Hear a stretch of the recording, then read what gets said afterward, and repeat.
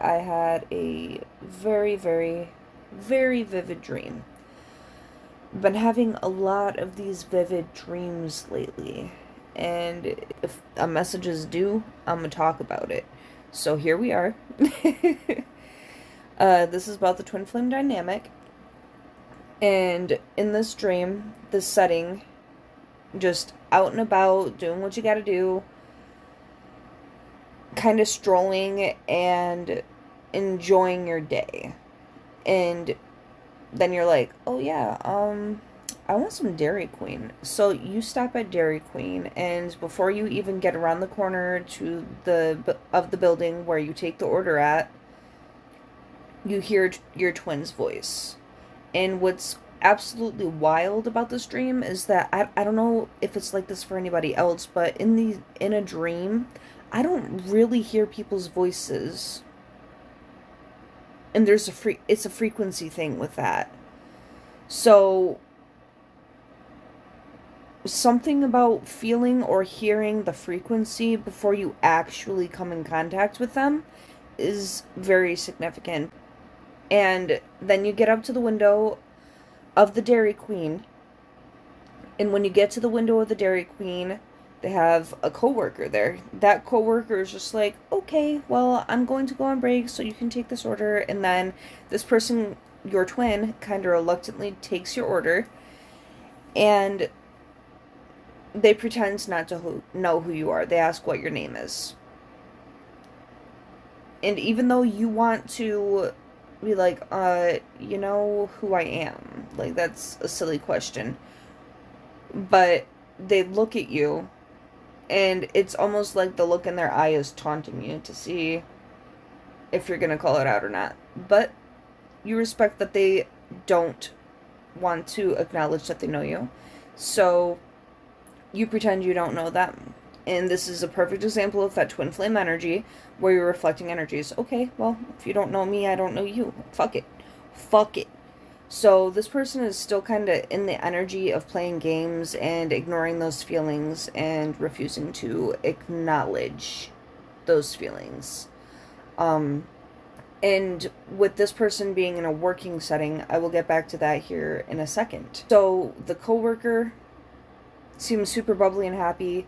This person takes your order, and you step aside for them to make your order, and even though this person pretended that they did not know who you were, and you're now around the side of the building at the other window waiting for your ice cream to be made, you can hear this person inside the building say, hey, also make sure to stir it extra so that they can see the swirls in it, and add some sprinkles.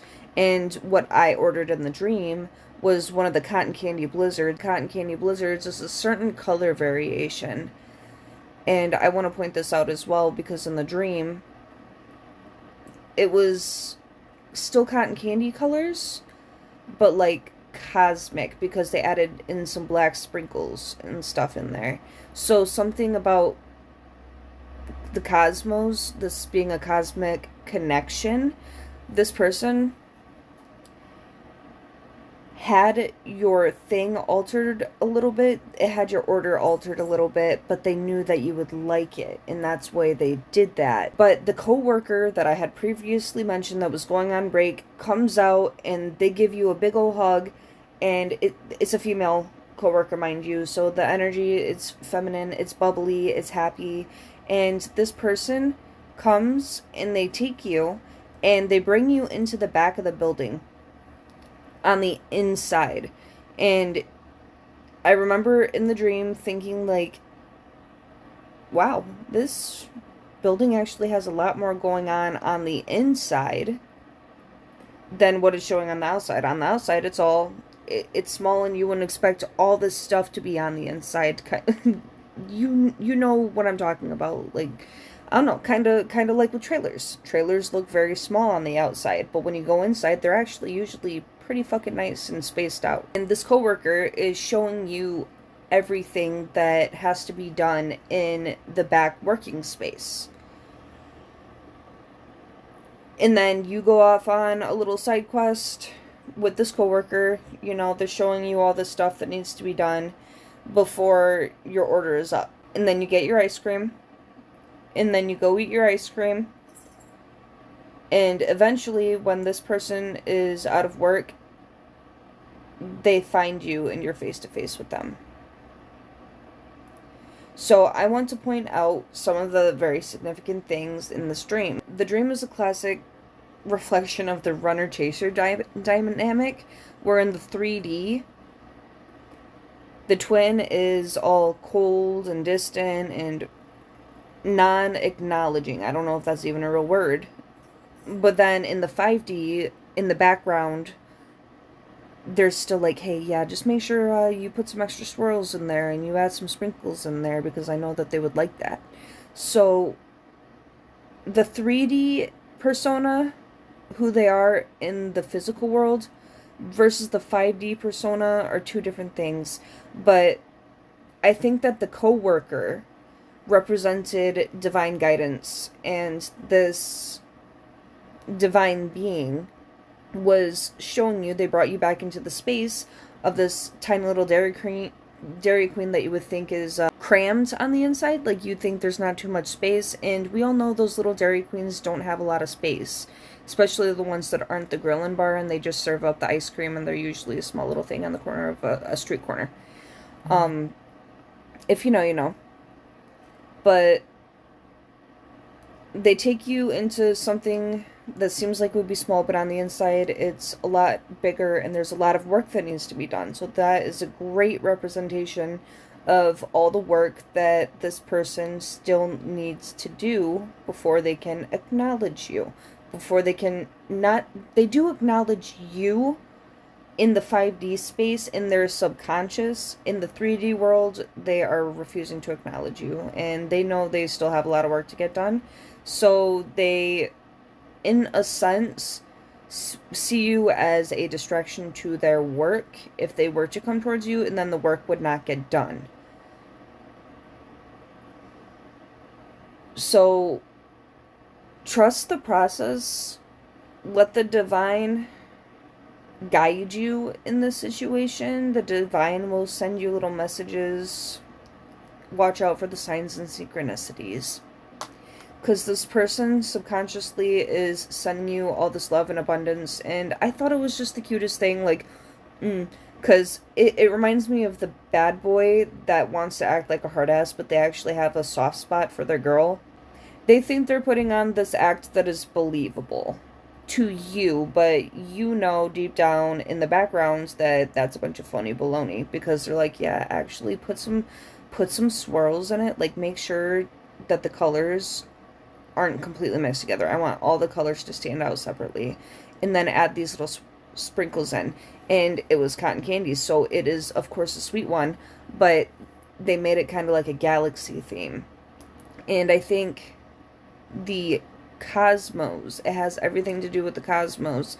It's a cosmic connection, a divine connection, but it is a cosmic connection. That's what twin flames are.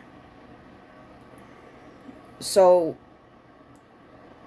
just let them do their work, because they have so much work that they need to do. When the twin flame, especially in dreams like these, is in a working space, that is just a perfect example and symbolism of, hey, they're working right now. Like, they have to put in work.